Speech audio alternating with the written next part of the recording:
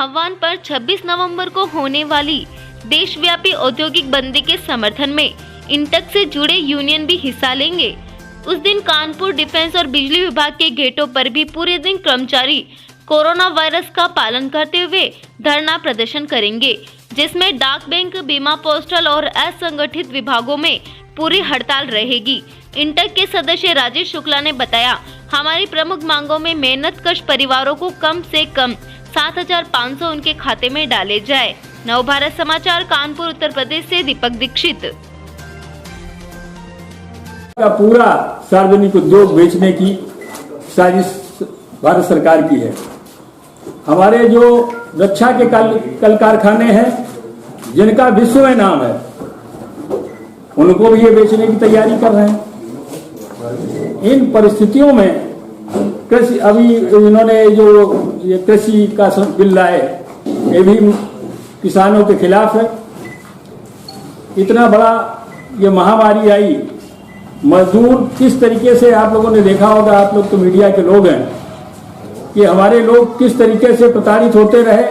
जाने चली गई पैदल 2-2 हजार किलोमीटर तक के लिए, कोई साइकिल से चला, कोई रिक्शे से चला, कोई अपनी पत्नी को लाद करके चला। सरकार इसमें बिल्कुल निष्फल है। मजदूरों के लिए कुछ नहीं और पूंजीपतियों के लिए हर कुछ है। सरकारें जहां जहां पर एक सत्ता दल की सरकारें हैं। आज किस विषय की वार्ता है, क्या बताएं?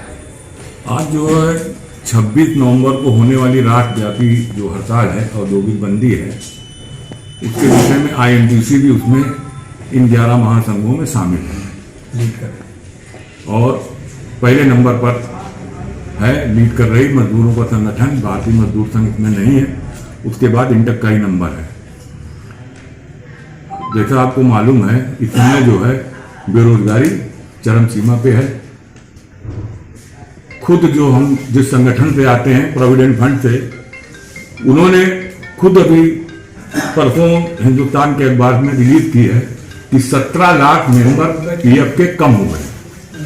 एक तरफ सरकार कहती है कि रोजगार बढ़ रहे हैं, 17 लाख PF के मेंबर कम हो गए। अब आप इससे कल्पना करिए, जो संगठित रूप से जिनका रजिस्टर में नाम था वो 17 लाख कम हो गए हैं, तो जो बिना रजिस्टर के काम कर रहे थे हर संगठन में, हर जो है बड़े बड़े जितने भी मिल कारखाने हैं, आप अपना कानपुर का रीजेंसी नर्सिंग होम ले लीजिए, आप चले जाइए, 2 रजिस्टर मिलेंगे।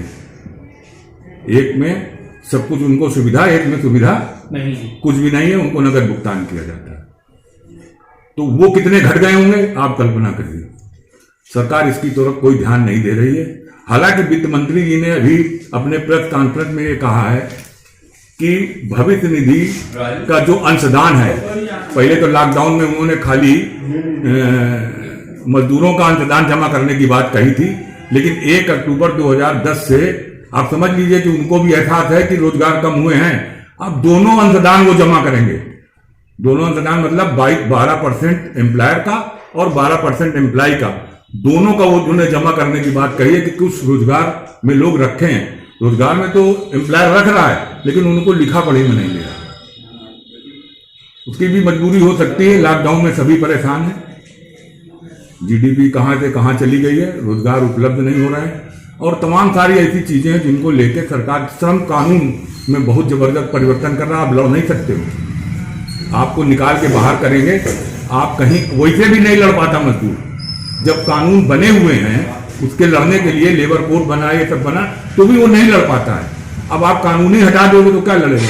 अभी तो एक एप्लीकेशन दे के लेबर कोड में कुछ तसल्ली उसको हो जाती है कि हम लड़ रहे हैं, हमने एम्प्लॉयर को लेबर कोड में बुला लिया। अब वो भी खत्म हो जाएगा, कोई भी एम्प्लॉयर को लेबर कोड में बुला नहीं पाएगा। तो ये तमाम सारी चीजों को लेके हम लोग सरकार को आगाह करने के लिए, क्या मांग है आपकी? हमारी 10 सूत्रीय मांग पत्र है जी। ट्रेड यूनियन की प्रमुख मांगों में मेहनत कर परिवारों को खाते में नगद पैसा डालने की बात कही जा गई है और सबसे बड़ी मांग तो ये है कि आप समझिए कि कम से कम 7,500 रुपया प्रत्येक बेरोजगार मजदूर को मिलना ही चाहिए प्रतिमाह। होशियारी कमेटी ने रिपोर्ट एक दी थी 2012 में कोश्यारी जी इस समय राज्यपाल हैं, कोश्यारी जी जो है मुख्यमंत्री रहे हैं उत्तराखंड के और सरकारी दल के हैं। उन्होंने 2012 में एक कोश्यारी कमेटी यूपीए सरकार ने बनाई थी जिसके चेयरमैन थे कोश्यारी जी। उन्होंने खुद एक रिपोर्ट दी थी 2012 में कि मिनिमम पेंशन 3,500 रुपए 2012 में एक मजदूर को मिलनी चाहिए। उस समय आप जानते हैं मिनिमम पेंशन कितनी थी? बीड़ी वर्कर को 14 रुपए महीने पेंशन बनती थी। तो उन्होंने उसका अध्ययन किया पूरी कमेटी ने, पार्लियामेंट्री कमेटी ने, और कहा कि मिनिमम पेंशन 3,500 रुपए होनी चाहिए। आज 2020 हो गया है, 9 बरस उसके हो गए हैं। अगर उसी रेशियो को जोड़ा जाए तो मिनिमम पेंशन 8 से 9,000 रुपए एक मजदूर की बनती है, जो 1,000 है। पिछले दिनों बड़े हेमा मालिनी जी के साथ जो है हम उसके कन्वीनर भी हैं, ऑल इंडिया 95 पेंशन एसोसिएशन जो है, हेमा मालिनी जी, तमाम सारे एमपी थे। हेमा मालिनी जी एक चर्चित नाम है, तो उनके माध्यम से प्रधानमंत्री से मुलाकात, उनके चिट्ठी जाने थे, प्रधानमंत्री जी ने तुरंत बुला लिया भाई। उनके साथ जाके चिट्ठी दी गई और प्रधानमंत्री जी ने कहा हम इस पे कुछ करेंगे। श्रम मंत्री जी ने भी कहा हम इसमें कुछ करेंगे, लेकिन वही ढाक के 3 पात उन्होंने उस चिट्ठी को हमारी रिफर कर दिया वित्त मंत्रालय को, और वित्त मंत्रालय आज तक उसमें कुछ दे नहीं पाया। तमाम समाचार पत्रों